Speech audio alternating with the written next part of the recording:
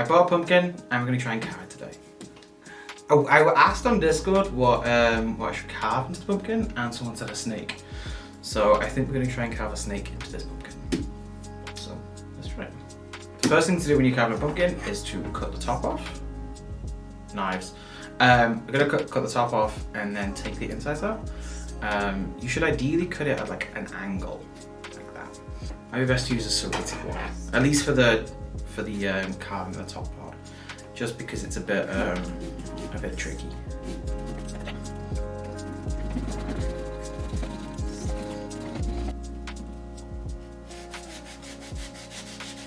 You just cut that little bit off, because you ideally want to keep the lid, because the lid will be what you can put back on top, so it looks like a whole pumpkin.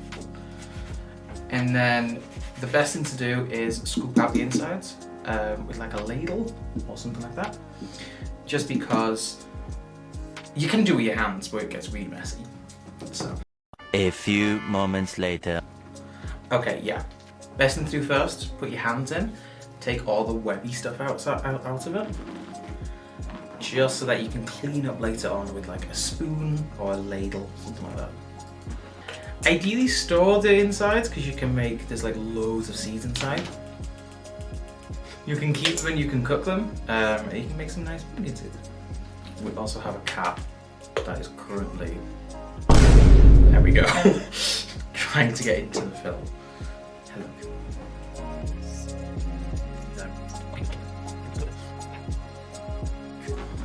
So I'm just taking all the insides out as much as I can do, saving as much as possible, and then I'm going to use like a big tablespoon maybe to try and scrape out the insides.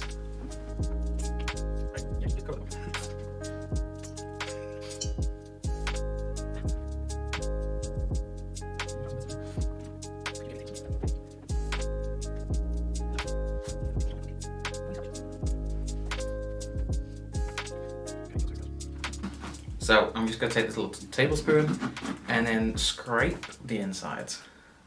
So if you hold it like this, and scrape, you can get all the insides out.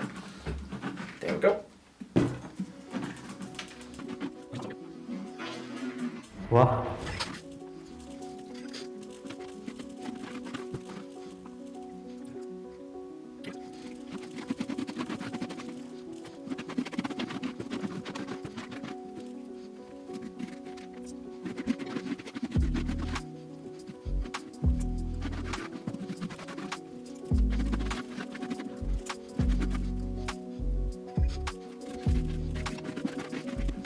You can mainly get pumpkins at supermarkets. So in the UK, places like Tesco, Sainsbury's, they do sell them. We got this one from Costco, just because when we went to Tesco, they were like really mouldy. That was a bit weird. But if you go to Costco, Booths have them as well. They're usually a bit more expensive though, but they are nice.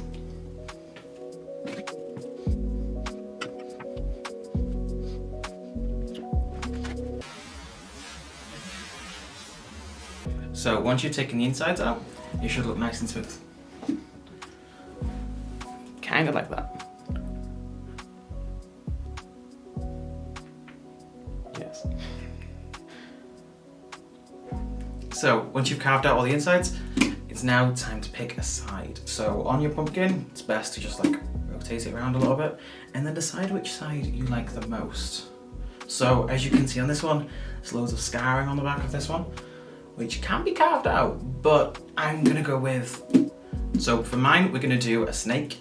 I have no clue. I don't have a template or anything like that. Not a smart so man. I'm just gonna go in and start scoring with, I've got this small knife. I've also got, if you buy a pumpkin kit, like pumpkin carving kit, they usually come with like a little piercer. We don't have one, so I'm using a thermometer. You can also use those corn on the cob things, those holders. You could use one of those or something similar, just to push out any like small parts. It can help with the removal of the pumpkin at the end. Okay, I decided to get a Sharpie just because the knife was not cutting it. So, ideally a Sharpie or some type of felt tip might help. Pencil does as well, but it's quite tricky to score.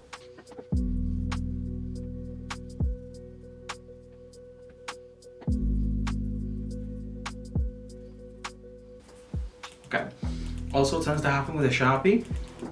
You can see when it was really strong to start with, it kind of wears out after time. So either some paper to scroll on can kind of bring it back, or just keep going over it. It's not too bad. So you can either do that, or grab some paper. And then... Oh my god! Wow! Oh my god!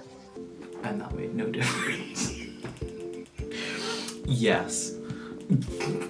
Yeah. Just keep going at it.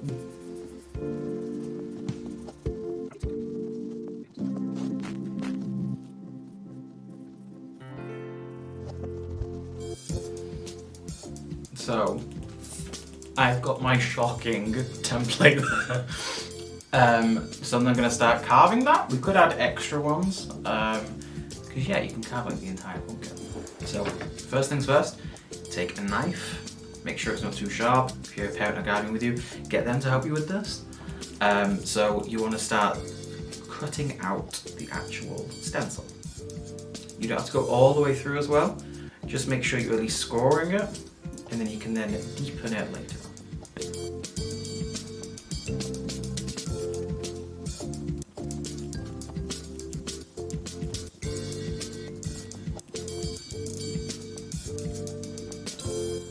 Okay, so I've scored mine, and then I'm just going to start deepening to try and cut. Do you ever bits look at out someone of it. and wonder You have to what cut is it all out going in on one. inside their Take head? little parts out. That does make it a lot easier.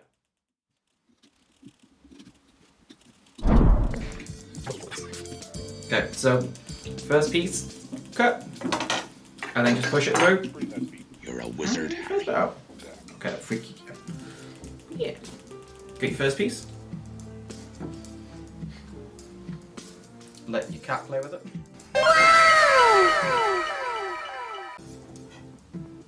That's a knife.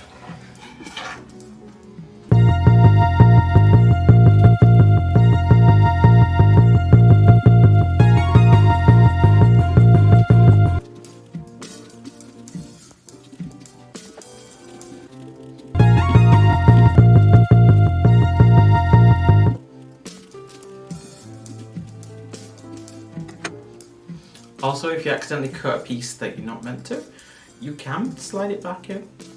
What I also tend to do is use toothpicks from the inside just to like stitch it together.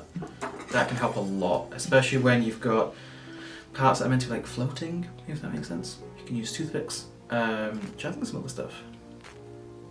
You can use like skewers. Anything else that you can think of? Yeah.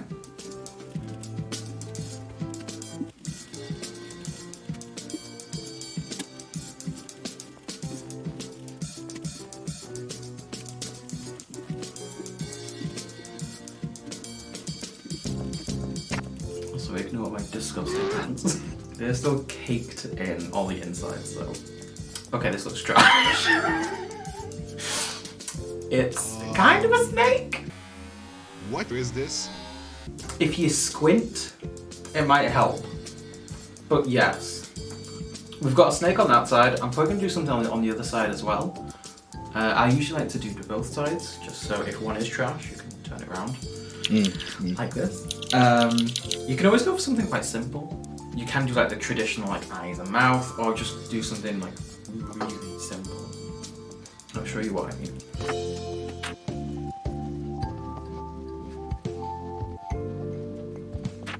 Not sure if you can see this, but like a tiny little face. Wow. Like a little smiley face. Wow. So let's carve this up.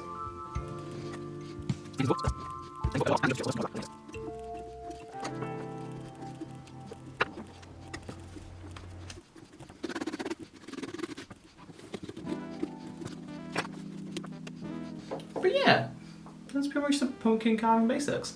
What I'll do, clean this up, and I'll put a candle in to show you what it looks like. And here we are. This is the little pumpkin. That's the front. That's like some shading that I did to show you. And there's the little face at the back.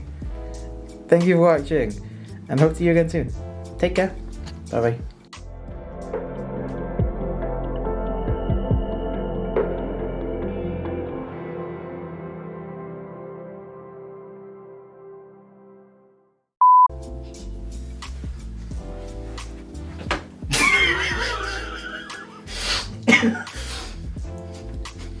Hello. Oh, I'm so shit. What the hell? No, this feels so weird.